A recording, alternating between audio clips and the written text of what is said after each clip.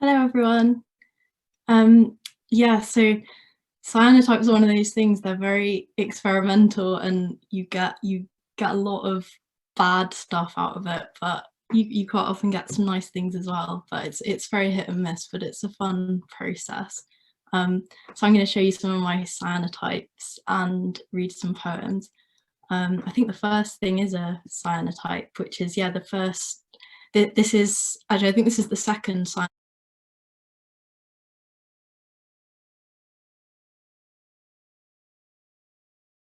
I ever made, and it's one of the few that actually uses a photographic negative.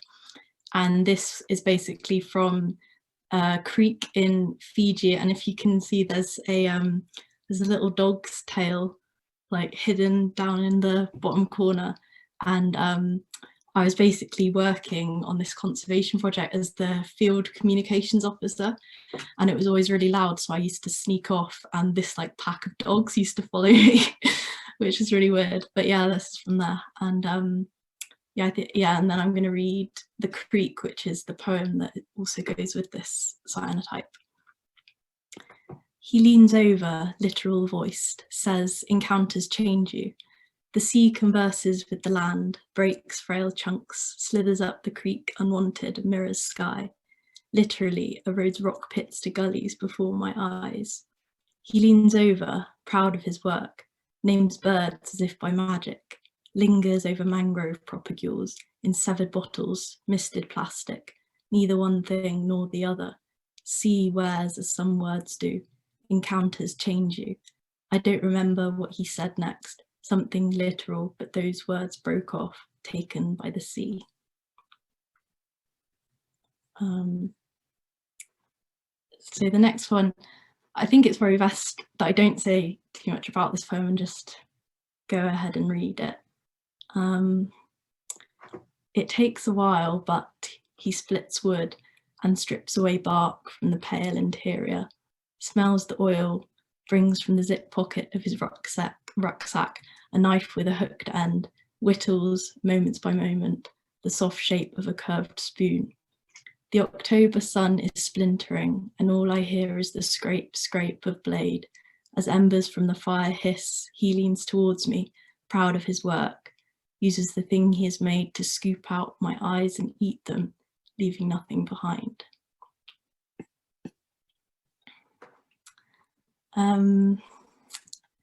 So this next cyanotype this is an interesting one because this was one of my first experiments with the wet cyanotype process.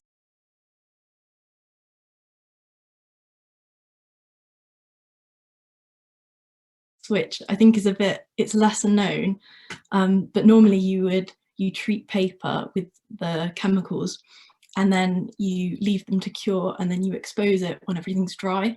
But wet cyanotypes, you don't do that. So while it's curing, you also expose it. And because the chemicals are wet, you can manipulate them a bit more. So this has got some turmeric in it, I think. I think it's got some rock salt. It's definitely got some ground coffee, but it just gives you some very interesting textures. And this is inspired by looking down at the seals in Godrevy. And I'm going to read you a poem that is also about the seals at Godrevy. I don't know why only the females have speckles. We speak in whispers as they settle like thrown stones. The sun's gold on the sandbar, seal flecked, curved like a neck, with netted throats disturbed by speaking. They're like us, blue fettered, slick but soft, he says, inscrutable as rocks. The wind serrates the headland, weather punctured. We don't talk about the view. The slate layered paths like pages folded to come back to. Frayed shore and frail ledges, this wind-swept Atlantic coast shudders its broken edges.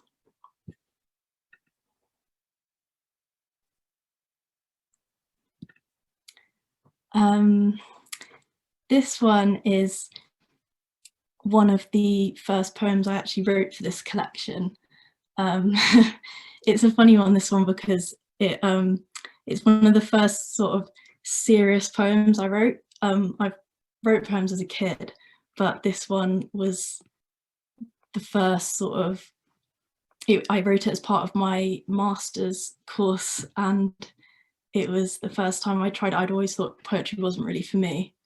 And this is what came out of one of the first assignments where I had to try poems. After the island, I came to another, herons on the shore, against. I roamed the streets to outpace the feeling, black and blue, trapped there, of tidal mud and empty creeks, the no one speaking, everything moving, the tarp that was blue too. From my window over metal rooftops rusting, it is there, telephone altarpiece, something I couldn't do, a wooden post which knits overlapping electrical maps of the world. I've always enjoyed continuous sounds, the hiss of the shore, storms and electrical humming, sounds that repeat the provisional surface, insulator and sources of interference, earth. It was never easy, the weather and the going still, translating electrics into knocked down and built again. When things were settled, the whole place seemed brighter, neatly trimmed, just wire loops hung like goals. The gap didn't seem as long, and then I left the island.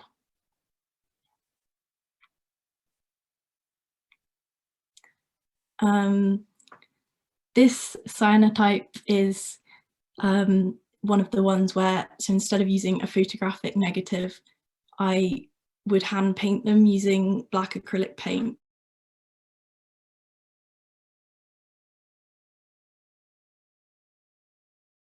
But obviously that means you have to paint in negative, so all the white is where I would have put black acrylic paint down, and then the bits of sort of browny yellow, that's using bleach after it's exposed. And then I think I toned this one in black coffee, which is why it's quite dark blue. Oh, and this is the poem about Kynance Cove. Rocks and white foam, salt air, scent of gorse flowers, coconut, gift, shops closed, dust film, done for. It's not the season. This monochrome coast, this snake rock crumbling cliff edge, this volcanic sand streaked black, this sea here. Skeleton grey gorse spines with yellow faces, here we are. We're nowhere, slipping on rocks furred green. It's not the season. The footpath has foundered, but we climb down anyway. He says it's like a washing machine with too much powder, as wind lifts wisps of scum. The sea is a set of old curtains billowing, laundry left to dry. Sand not black as it seemed from a distance, now I'm here. Black and white and red, the red and white editions like secrets only the initiated know. What's that in the distance? A container ship, he says. Funny, it seemed an abandoned church.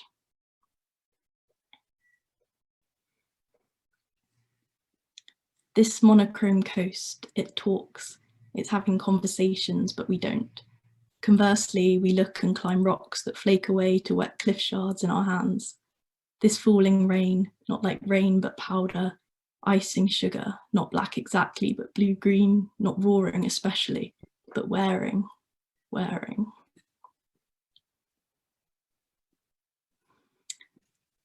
This one is called Fear, and it is, it's sort of inspired by the idea that extreme fear can prompt fight, it can prompt flight, but it can also prompt freezing and inanimacy. And it's a kind of exploration of that idea, and also the way in which humans can harm each other and they can also harm nature, and the sort of interplay of that idea. Yeah, and it's a mirror poem. The glacier cracks, unfreezing with tears of meltwater. He turns out the light and leaves the room. In the valley, nets of mist catch strange moths, out of context, allowed out a window, haunting empty streets. The glacier breathes, shuddering to gather snow, around her, becoming a woman. Around her, becoming a woman, the glacier breathes, shuddering to gather snow. A window, haunting empty streets, out of context, allowed out. Nets of mist catch strange moths in the valley. He turns out the light and leaves the room. unfreezing with tears of meltwater, the glacier cracks.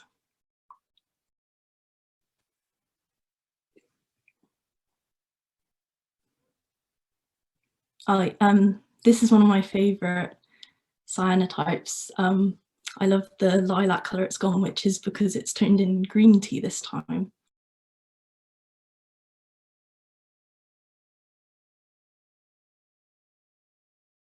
Which always, it tends to go purple, and you also get a sort of nice bronze colour sometimes, which I think is a very nice effect. And I think in the collection that one goes with Founder, so that's looking out from Kynance Cove at all the dark serpentine rocks. Okay, so this next poem is a bit of a tongue twister. It's basically inspired by the time that I got stung by a jellyfish, and I was kind of interested in the idea that, like, in poems, time can kind of expand and contract in interesting ways. So even though the kind of events of this poem happen in an instant, so much happened in my mind in that instant, and it's just an exploration of that idea. The seagrass off the jetty, in leather ribbons, stubble kneel, combing with dive slates. Suddenly there's a scolding hollow at my knee feeling, rising to hips, bone deep. I cry out of jellyfish imprint, stingers clinging, climb to air. Nettles stung the same, quavered with no core, all water nearly, half physical fluther, smuck on the beach, an immortal kiss, this wafting thing that thrives in dead zones, blankets fish farms in plasticky sheets. Formerly Medusa, form merely a flow from body to mane, and mainly water they drift near passive, but use the sun as compass, landmarks above water, wavering bodied, flowing from estuaries to wider sea. Half delirious, I howl while she emerges to brush the stingers loose, pour vinegar on the written in purple scar, half resembling a noose.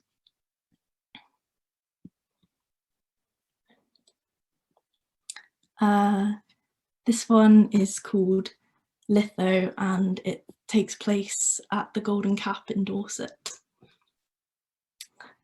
This is our first landfall after a slow, intermittently, rocks fall below us into flight. She is telling me about it as we walk the coast path. Some people use aluminium, but I prefer the harder to source mind, but there you go.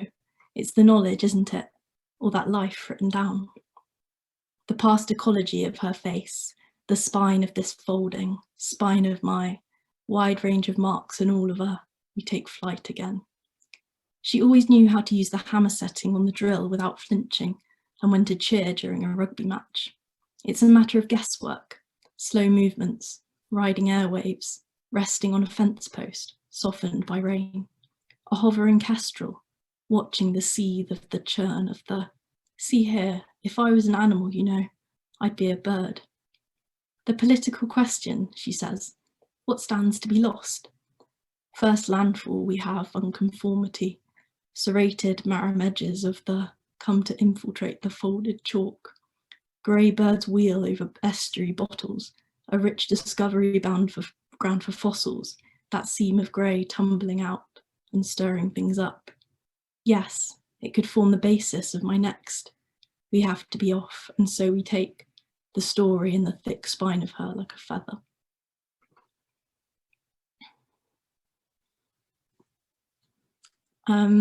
This is the first cyanotype I ever made, actually.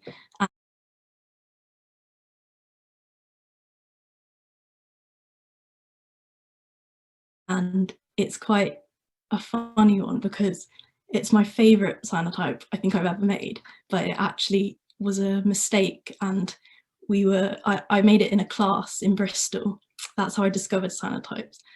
And yeah, we thought it was a mistake. We were going to sort of throw it out because I think I'd been supposed to turn the dial on the light box to 2.5 minutes or something, and I ended up turning it to 1 minute, and I didn't notice. No one noticed, and it was a disaster. And then we just thought, oh, we'll put it in the toning bath, which was black coffee, and just see what happens. and it actually ended up coming out with this really sort of misty quality. And yeah, I just kind of like the idea that it's a mistake, but it actually turned out being one of my favourite ones. And yeah, this is the shortest poem in the collection and the last poem in the collection. Out at sea, there is a rock, wet-edged, salt-polished, black. Surf tumbles him, refines the form, prompts the thought I overhear. But sight is like a tether to marram-serrated shores, this edgeland of elements becoming less or more. A dark tooth, gull-haunted, lost, jaggedly out at sea, the rock, always where I'm not. Thank you. And yeah, I just want to say thank you to Aaron as well, because it's everything I imagined it would be and more. So yeah, thank you.